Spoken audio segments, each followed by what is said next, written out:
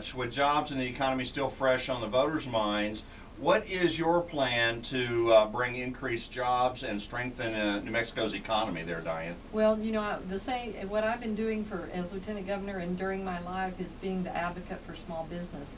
And as Lieutenant Governor, my proudest accomplishment for New Mexico's working people is the micro-lending program for job creation. That's allowed 1,800 businesses in New Mexico to expand, hire another person. In New Mexico and right here in Doña County, job creation happens in the small business arena. And while we need to work hard to recruit big businesses to come in and bring 200 or 300 employees, every single day small businesses are creating jobs. So we need to give them access to capital.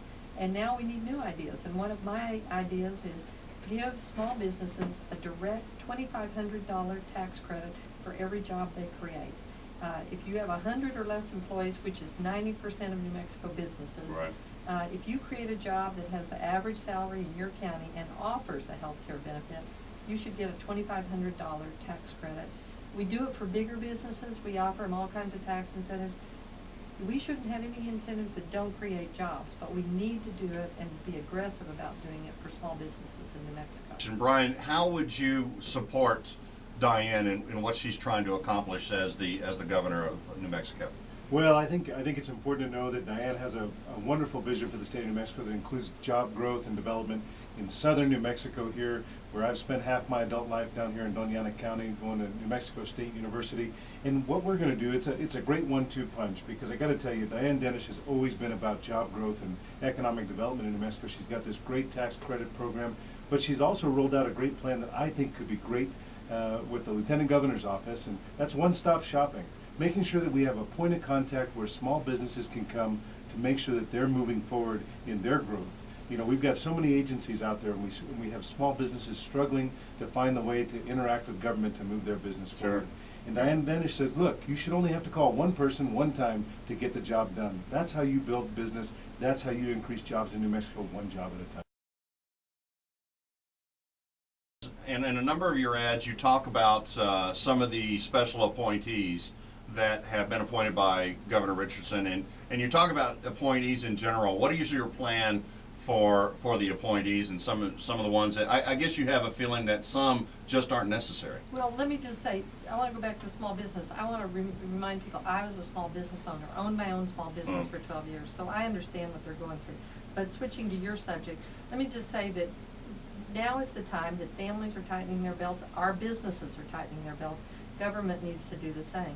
And what we proposed was cutting back 100 additional exempt employees. Those are governor appointees. The governor cut back 59 of them, I believe. I think there are another 100 in that mix that could be cut back and not compromise the work that we have to do at state government. There's also a lot of vacancies in positions that are funded on a regular basis but never filled. And we need to take a thorough look at each agency and those vacancies and cut back. But our plan proposes $450 million in savings in state government over 5 years. That's about $90 million a year. We can do that, and we can do it in a very customer-friendly way. We can work with our agencies. We can work on efficiencies. We need to use better technology. We have some proposals for early retirement buyouts that would, people that are ready to retire, bring in younger people at the beginning rates. That could save us up to $160 million over 5 years. So cutting those, using technology so we don't have to have people in cars. You probably saw that cut the state car fleet. Right. Because right now people take the car and they keep it a week. We have a plan to use the kiosk method. You go and you check it out for a day, check it back in at the end of the day.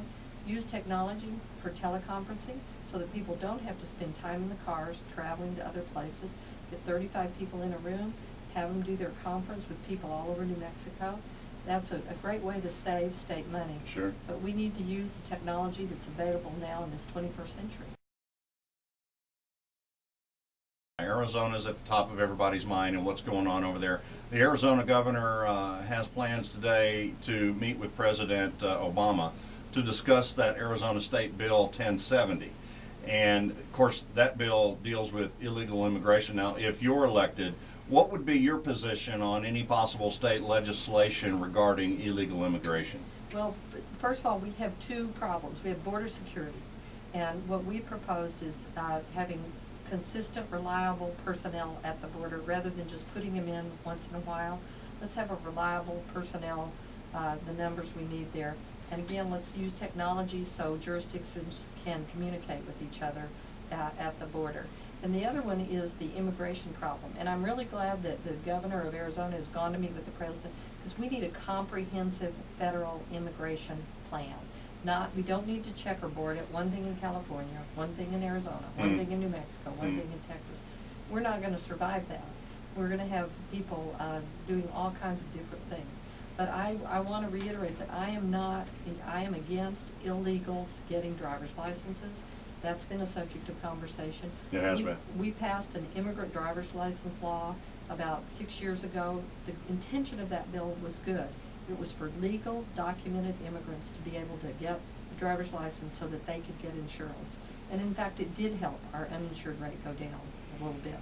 But now, scam artists and criminals have taken advantage not only of the law, but of immigrants. They're charging them for forged documents, fraudulent documents, and then if they spend thousands of dollars buying these documents, they go get a driver's license. If they get caught, they go to jail, not the person that's manufacturing them. So I think we need to tighten up that driver's license law and make sure that we're doing everything we can to make sure it is what it was intended to do, which is to be for documented legal immigrants who are here in this country, who are part of our workforce, who are working every day. We sometimes get neglected down here in Las Cruces in southern New Mexico. So how does Las Cruces fit into the state's plan for the future under the Denish? Well, I think the main thing to know is that we do have a 33 county vision for the state. You know, having lived so long down here in southern New Mexico and having small businesses both here in Las Cruces, Deming, Silver City, Alamogordo, I have a perspective that understands that New Mexico doesn't end at I-25 and I-40's intersection, that there is a good, important part of southern New Mexico. You know, the great thing about Diane Denish is that she hasn't forgotten where she's come from. We're both from small communities in New Mexico, neither of which were Albuquerque, so we do have a statewide perspective. You know, all too often we talk about economic development in Albuquerque or Bernalillo County, and we hope that it helps the rest of the state. Well, you know what? Those days are over. We've got a 33 county vision for the state, and that does include Doñana County. It includes the southern part of the state in a really big way. Both of us have been small business owners. We know what it's like to make a payroll every 2 weeks. We know what it's like to have families relying upon our continued success. We're not going to forget about southern New Mexico. I won't let it happen. Proud to have been an Aggie for a decade, and it's great to be back here in the town where my son was born and I married my wife. It's a great place. Very It's nice. a beautiful part of the What's your favorite country song that describes your upcoming campaign or your campaign? You are my sunshine. You are my I'm going to be sunshine. a breath of fresh air and sunshine for New Mexico. Sunshine energy, energy from the sunshine, sunshine portal, transparency. That's us. That's y'all. You right? bet. That's our song. We're going That's to your take song. away with that. Okay.